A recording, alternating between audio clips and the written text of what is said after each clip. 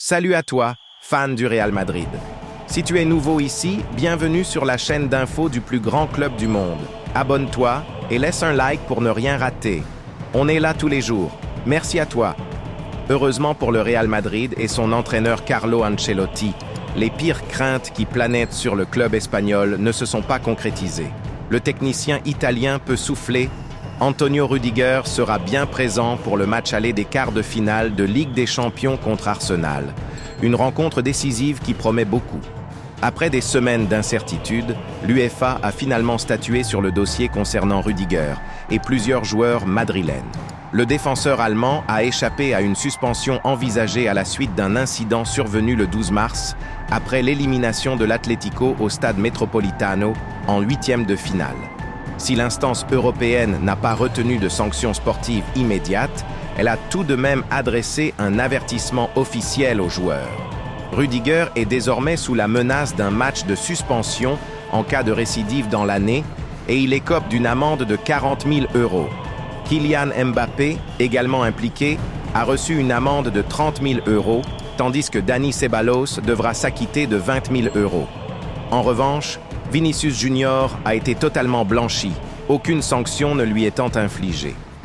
Cela fait maintenant 23 jours que le match polémique au Metropolitano a eu lieu et seulement 4 jours avant le choc contre Arsenal, l'UEFA a clos l'enquête disciplinaire. Dès le 27 mars, 15 jours après la rencontre, l'UEFA avait annoncé une investigation sur la conduite de 4 joueurs du Real Madrid, les soupçonnant de gestes inappropriés à la fin du match remporté au tir au but. Rüdiger, buteur du pénalty décisif, avait couru avec ses coéquipiers vers la tribune occupée par les supporters madrilènes pour fêter la qualification. Parmi eux, Vinicius, Mbappé et Ceballos, blessés, non convoqués. Durant cette célébration, ils ont été la cible de jets d'objets depuis les tribunes adverses. Malgré la provocation, certains joueurs auraient eu des gestes considérés comme provocateurs par l'UEFA, justifiant l'ouverture de l'enquête. En fin de compte, aucune sanction sportive immédiate n'a été prononcée, mais certaines amendes et avertissements sont maintenus. La non-suspension de Rüdiger est un soulagement majeur pour le Real Madrid, qui pourra compter sur sa défense type contre Arsenal, un match crucial pour la saison européenne du club. Ce vendredi, le Real Madrid a tenu son dernier entraînement avant le match face à Valence prévu demain. 2 bonnes nouvelles ont marqué la séance. D'abord, le retour inattendu du gardien Andriy Lunin, qui a participé à l'entraînement malgré une gêne aux muscles solaires ressentie lors du match contre la Real Sociedad. Ensuite, la montée en puissance de Dani Ceballos, en pleine récupération après une blessure musculaire.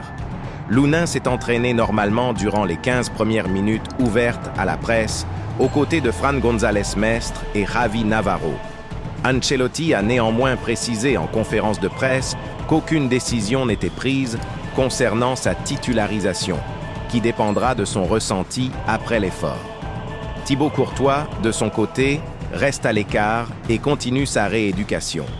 L'objectif, être prêt pour le match de mardi contre Arsenal à l'Emirates. Ancelotti s'est montré confiant. Courtois progresse bien. Il y a une réelle chance qu'il soit disponible mardi.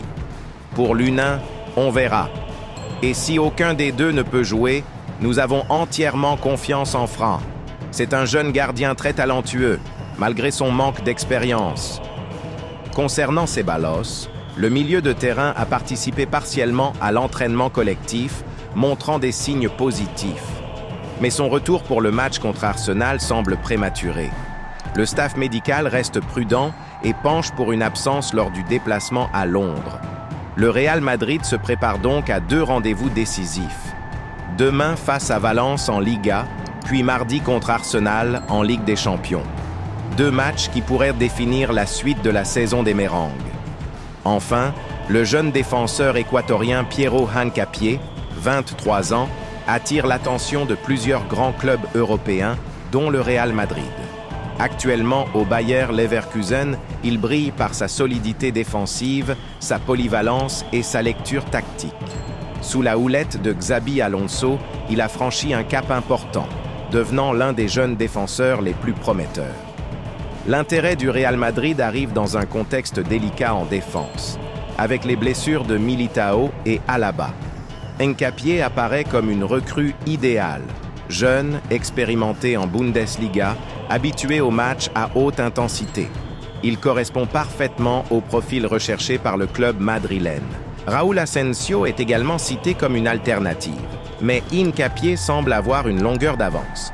En Équateur, il est déjà considéré comme un joyau de la nouvelle génération et pourrait devenir une fierté nationale en rejoignant un club aussi prestigieux que le Real Madrid. Si ce transfert se concrétise, ce serait une étape majeure pour la carrière du joueur et une reconnaissance du talent sud-américain sur la scène mondiale. Supportez Merengue. Dis-nous ce que tu en penses dans les commentaires et n'oublie pas de liker la vidéo. Merci beaucoup.